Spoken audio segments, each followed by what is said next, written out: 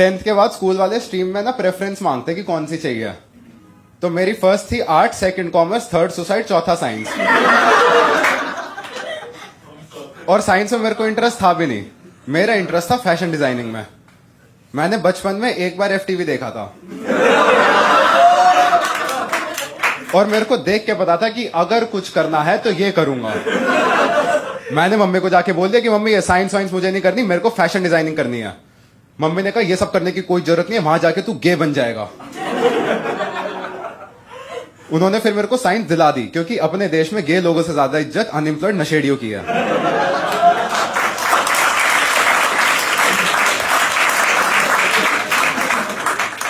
पापा ने IIT के ट्यूशन लगा दिए कि लौंडा IIT जाएगा। लौंडा 11th में प्लीज बोल के पास हुआ है।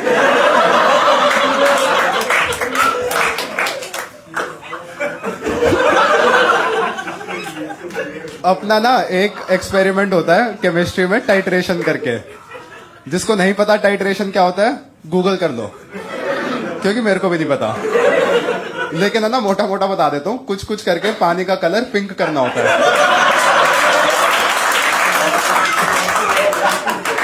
तो मेरा ऑब्जेक्टिव क्लियर था कि रीडिंग मैं घर से याद करके जाऊंगा और वहां जुगाड़ लगा के पानी को पिंक कर दूंगा।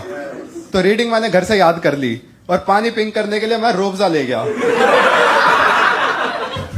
तो टाइट्रेशन में क्या होता है ना, एक नीचे फ्लास्क होता है और उसके ऊपर ट्यूब होती है। तो वो पानी ना फ्लास्क में पिंक होना चाहिए। मैंने रोबजा डाल दिया उस ट्यूब में और वो रोबजा अंदर गया और जाके ऐसे नीचे बैठा हुआ है।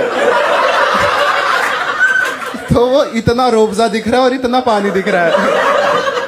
अब मैं उस ट्यूब को हिला रहा हूँ बीच लैब में। और ये ना उसने देख लिया। वो कौन होता है, वो लैब में घूम रहे होते हैं, लैब असिस्टेंट। ये बात लैब असिस्टेंट ने देख ली और उसने ना जाके सर को बता दिया। सर के पास एक ऑप्शन था कि वो मेरे को धमका देते, थप्पड़ मार देते। लेकिन सर ने कहा कि यश, क्लास के सामने आओ और खुद बताओ क्या कर रहे थे। और जब तुम अपनी चूतियापंती अपने मुंह से बताते हो ना भाई, ईगो तो हर्ट होती है। मैं भाई सबको बता रहा हूं मैं क्या कर रहा था और सारे बच्चे हंस रहे हैं मेरे पे। मैंने कहा किसी दिन कॉमेडियन बनूंगा, ये तो मैं बताने वाला हूं भाई। लेकिन बहुत मजाक उड़ाया सबने मेरा। मैंने उस टाइम पे सोच लिया था कि अब जो फाइनल्स आएंगे ना, अच्छे से पढ़ के जाऊंगा, टॉप मारूंगा। अच्छे से पढ़ाई करी, एग्जामिनेशन हॉल में गया, क्वेश्चन पेपर देख के मैं खुश। मैंने कहा मेरे को सब आता है। मैंने उस दिन 18 एक्स्ट्रा शीट मांगी। पूरी क्लास को लगने लग गया ये लौंडा टॉप मारेगा, और मेरे में भी आ गया टॉपर वाला एटीट्यूड। मेरे आगे मेरा दोस्त बैठा था वैभव, पीछे मुड़ के कहता है राठी भाई फोर्थ का आंसर बता दे। और मैं इस मोमेंट पे ना सिर्फ उसका दोस्त नहीं हूं, इस मोमेंट पे मैं क्लास का टॉपर हूं। तो मैंने वही करा जो एक रिस्पॉन्सिबल टॉपर को करना चाहिए। मैंने बताया मैम को कि चीटिंग कर रहा है।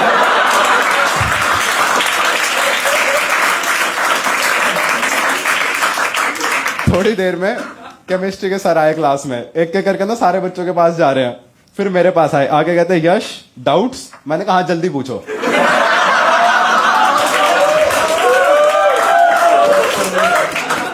कहते नहीं मतलब तुम्हें कोई डाउट्स। मैंने कहा एक बार हुआ था अपनी काबिलियत पे, पर आज नहीं। एग्जाम के बाद ना सारे बच्चे टॉपर्स के पास जाते हैं आंसर रन थ्रू करने के लिए। तो सारे बच्चे मेरे पास आए थे कि राठी भाई इसका क्या आंसर था, इसका क्या आंसर था। और बहनचोद इतने चूतिए बच्चे मेरी क्लास में, सबके सब सेम गलत आंसर लिख के आए थे। मैंने कहा कितनी शर्म आएगी इनके माँ बाप को, इन पे इतने नालायक हो कैसे सकते हैं लोग। लेकिन मैं बहुत एजुकेटेड फील कर रहा था। मेरे केमिस्ट्री के सर का नाम था प्रकाश सर। मैं घर पे गया, मैंने अपने फोन में उसके नाम के आगे से सर हटा दिया।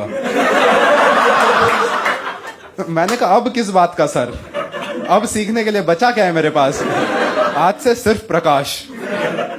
एग्जाम वगैरह खत्म हुए सारे, रिजल्ट डिस्ट्रीब्यूशन होता है पीटीएम।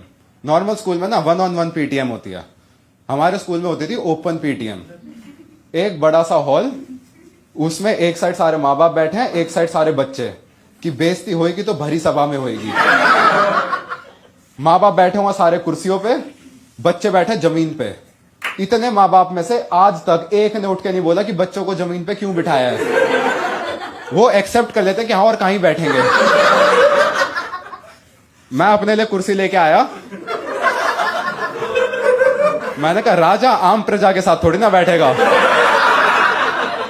मैं अपनी कुर्सी लेके मैं आराम से बैठा हूं। थोड़ी देर में प्रकाश आया हॉल में।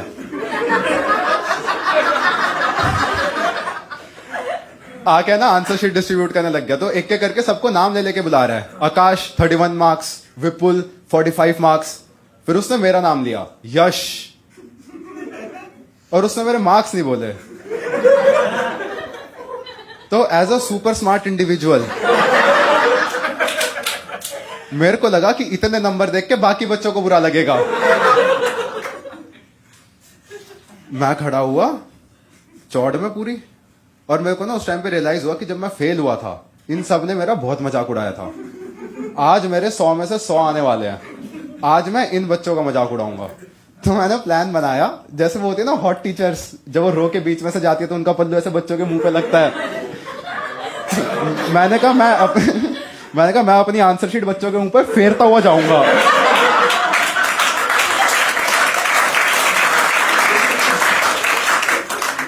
कि देख 100 तेरी मां के वेट के बराबर नंबर है।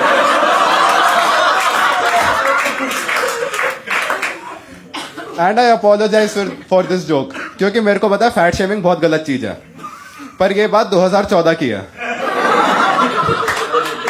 उस टाइम पे वोक का मतलब सिर्फ उठे रहना था।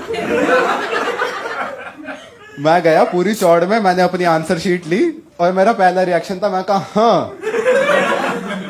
गैस करो मेरे कितने आए होंगे। हिंट ये है कि तुम उंगलियों पे नहीं गिन सकते। मेरा आया था आधा नंबर। 100 में से आधा। मैं 100 में से 100 एक्सपेक्ट कर रहा था। मैंने ना दिल से माने कि मैं चूतिया हूं, लेकिन इतना 2 बच्चों के मिला के इतने नहीं आए थे जितने मेरे कटे थे।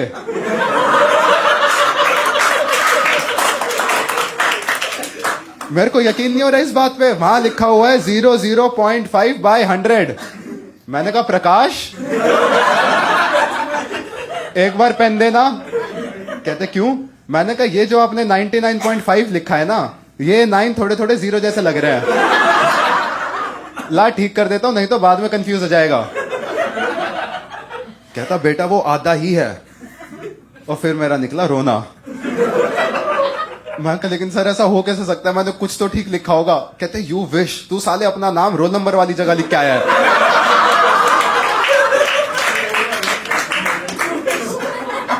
और ये आधा नंबर इसलिए दिया है कि तू ओम लिख के आया था।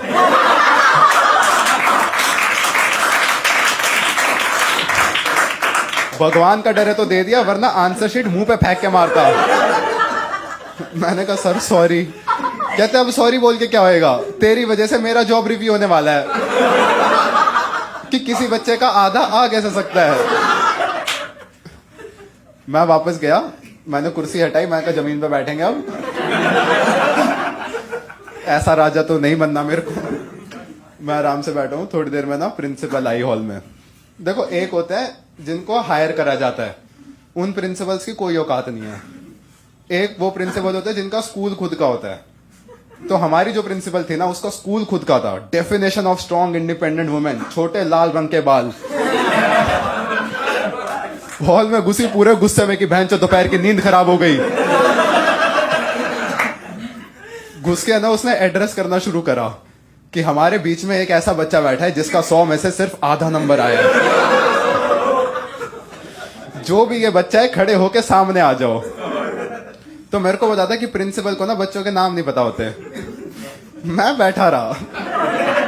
फिर एक चूतिया ने इशारा करा, मैम ये था।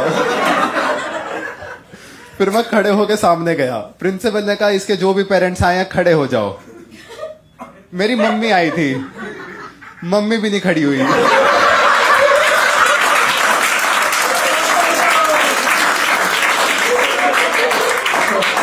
इतने में ना प्रिंसिपल ने सर पकड़ लिया कि क्या खानदान है ये। फिर मैंने पॉइंट आउट करा, मैंने कहा वो है मेरी मम्मी। फिर मम्मी खड़ी हुई। प्रिंसिपल ने कहा कि मैम आपका बच्चा इतना नालायक है, मेरे को तो समझ नहीं आ रहा इसको साइंस मिली कैसे। मम्मी कहती क्या मतलब कैसे मिली, आप ही को तो 50,000 रुपए दिए थे।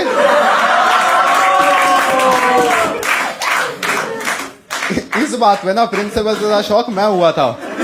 मैंने कहा 50,000 है हमारे पास।